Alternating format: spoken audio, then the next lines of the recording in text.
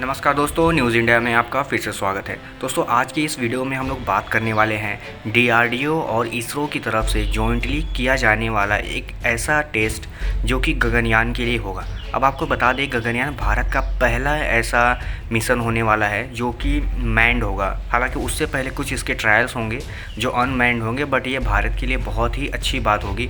But इससे जुड़ी एक बहुत बड़ी अपडेट आ रही है कि इसमें कुछ बाधाएं आ रही हैं और वही हम इस वीडियो में डिस्कस करने वाले हैं कि आखिर ऐसी कौन सी चीज़ है जिसके लिए डीआरडीओ और इसरो दोनों परेशान हैं और उनको स्पेस मिशंस के लिए परेशान कर रही है। तो चलिए वीडियो को स्टार्ट कर लेते हैं।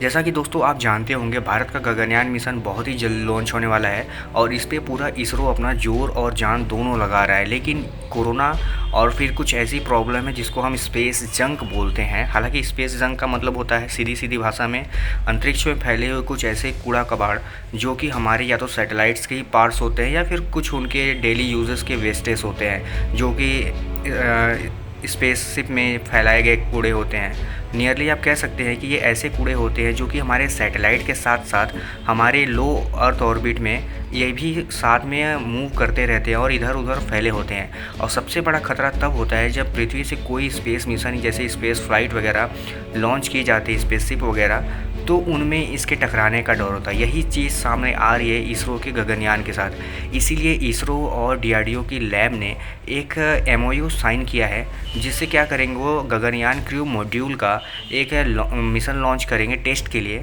और ये जानना चाहते हैं कि आखिर ये जो स्पेस डेब्रिस हैं इसका गगनयान का जो स्पेस क्रू मॉड्यूल है उस पर क्या असर पड़ेगा और इसके इम्पैक्ट की स्टडी की जाएगी, ताकि जब गगनयान को पूरी तरह से तैयार करके लॉन्च किया जाए तो उस समय इसके जो नुकसान होने वाले होंगे इन छोटे छोटे कूड़े कबाड़ों से, उसके लिए एक प्रोटेक्टिव शील्ड बनाया जाए ताकि उसके अंदर की जो एक इलेक्ट्रॉनिक इक्विपमेंट है वो सुरक्षित रह सकें।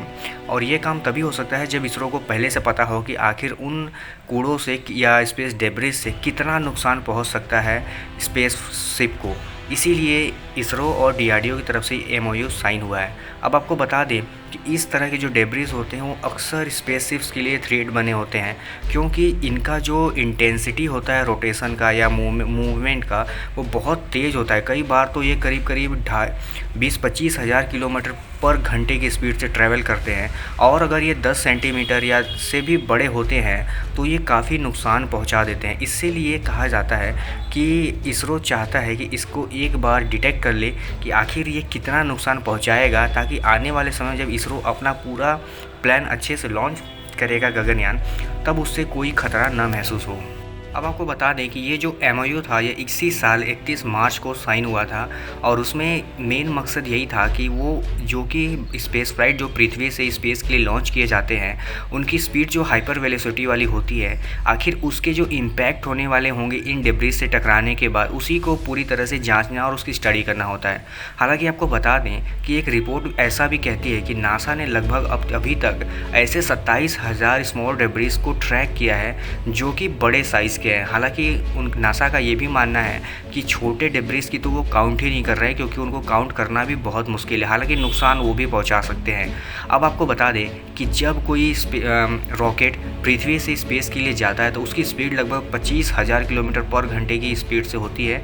और फिर जब इस स्पीड से वो टकराती है किसी भी डेब्रिस से, चाहे वो 10 सेंटीमीटर का ही क्यों ना हो, तो वो बहुत बड़ा नुकसान पहुँचा देती है और कई बार तो वो मिशंस को बर्बाद भी कर देती है। यही कारण है कि इसरो किसी तरह का इसमें रिस्क नहीं लेना चाहता और वो चाहता है कि वो पूरी तरह से स्टडी करके प्रिपेयर हो जाए, ताकि इस साल के आखिरी तक जब पहला भारत का अनक्रूड या बिना ह्यूमन के जो पहला गगनयान मिशन लॉन्च होने वाला होगा उसको सक्सेसफुली लॉन्च किया जा सके, ताकि इसके बाद आने वाले साल में जो फर्स्ट ह्यूमन फ्लाइट होगा गगनयान का उसको सक्सेसफुली कंडक्ट किया जा सके। कि ये भारत के लिए भी बहुत बड़ी बात होगी, क्योंकि भारत ऐसा करके ये अपनी कैपेबिलिटी शो कर पाएगा कि भारत जैसा देश भी अपना ह्यूमन मिशन लॉन्च कर सकता है। क्योंकि इसको लो अर्थ ऑर्बिट में लॉन्च करना है, इसलिए इसके जो सारे एस्ट्रोनॉट हैं उनकी ट्रेनिंग रसिया में लगभग कंप्लीट हो गई है। अब उसके बाद वो इंडिया वापस आ चुके हैं और उनकी जो बाकी की ट्रेनिंग है, जो एक स्पेशल ट्रेनिंग होगी, वह चेन्नई और बेंगलुरु में होगी। और ये पूरा जो मिशन होगा लगभग 7 दिनों का होगा। और इसरो की प्लानिंग ये है कि इस मिशन के बाद वो अपने सारे एस्ट्रोनॉट को फिर से वापस पृथ्वी पर ला सके। इस तरह ये पूरा गगनयान का जो पहला मिशन होगा ये लगभग कंप्लीट होगा। इसीलिए इसरो चाहता है कि इससे जुड़ी हर एक छोटी से छोटी जो तैयारी होनी चाहिए वो कंप्लीट कर ले। तो अब दोस्तों आपको क्या लगता है कि आखिर ये डेब्रिस तो इंसानों के द्वारा ही फैलाया गया है, अब इंसानों को इसकी मतलब नुकसान महसूस हो रहे हैं। तो आप अपने वीडियो में इस वीडियो के कमेंट में कमेंट करके बता सकते हैं कि क्या आने वाले समय में हमें ऐसा भी प्लान करना चाहिए कि हम जितने सैटेलाइट लॉन्च कर रहे हैं उसके अलावा हमें कुछ ऐसे भी काम करने चाहिए जिससे कि हम ये जो कूड़े कबाड़े जंक्स स्पेस में फैल रहे हैं उनको भी साफ़ सुथरा करने का कुछ उपाय करना चाहिए या नहीं, या फिर ऐसे समय पे हल्ला मचाएंगे जब समस्याएं बहुत ज़्यादा बढ़ चुकी होंगी। तो दोस्तों आप अपनी राय मुझे ज़रूर बताइएगा। बट इस वीडियो में फ़िलहाल इतना ही। आप बताइएगा कि आपको ये वीडियो कैसा लगा। बट आपने अभी तक चैनल को सब्सक्राइब नहीं किया है तो कर लीजिएगा, क्योंकि हम इंडियन डिफेंस, एरोस्पेस और हेल्थ से रिलेटेड वीडियोस रोज़ लाते रहते हैं। चलिए कल मिलते हैं किसी और वीडियो में किसी और टॉपिक के साथ। तब तक के लिए धन्यवाद।